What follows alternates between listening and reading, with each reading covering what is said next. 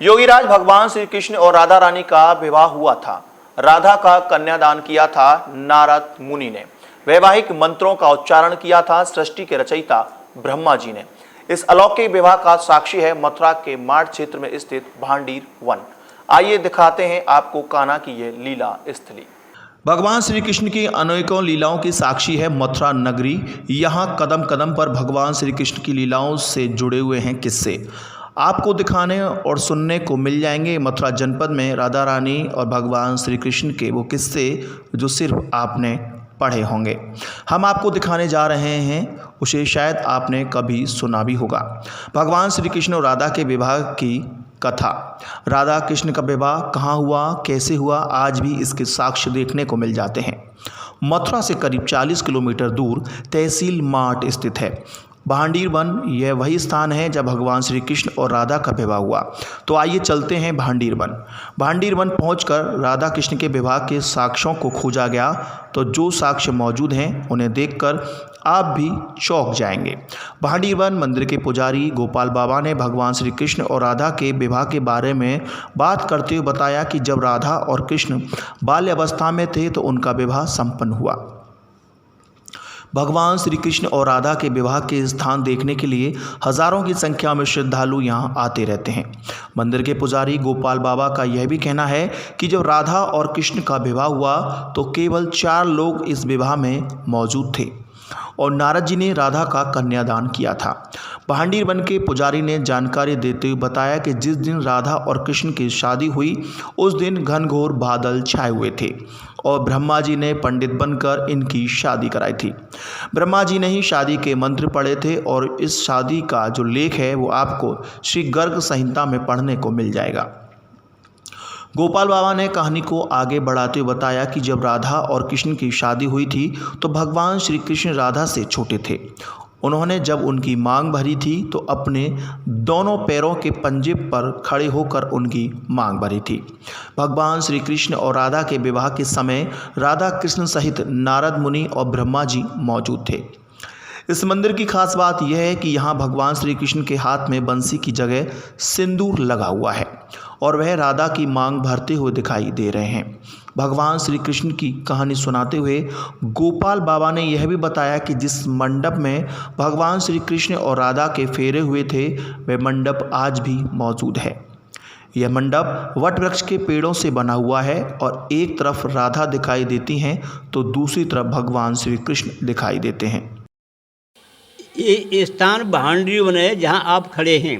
शास्त्रों पुराणों में भांडीर वन की राधा कृष्ण की मुख्य रूप से 5 लीलाओं का वर्णन मिलता है। सर्वप्रथम लीला यहाँ राधा कृष्ण की शादी लग्न ब्रह्मा जी ने कराई है। पूरे ब्रज में देखोगे कृष्ण के हाथ में बंसी मिलेगी, यहाँ बंसी नहीं है। कन्हैया जी श्री जी की चुटकी लेके मांग भर रहे हैं, जैसे शादी के समय लड़का लड़की की मांग भरता है। शादी के समय ब्रह्मा जी पंडित बने हैं और नारद जी ने राधा रानी को कन्यादान दिया है। दूसरी कथा सामने चौक में बैलकूप है।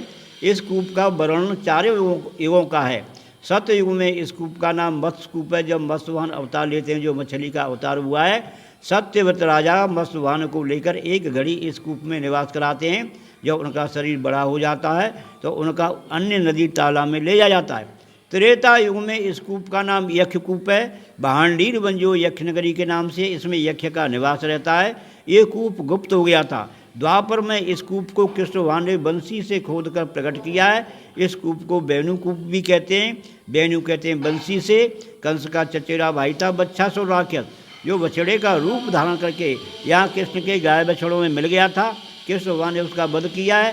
कृष्ण भगवान को जो गोहत्या का दोष लगा है तो कृष्ण भगवान ने सारे तीर्थों का आह्वान किया है। ये यमुना नदी किनारा है।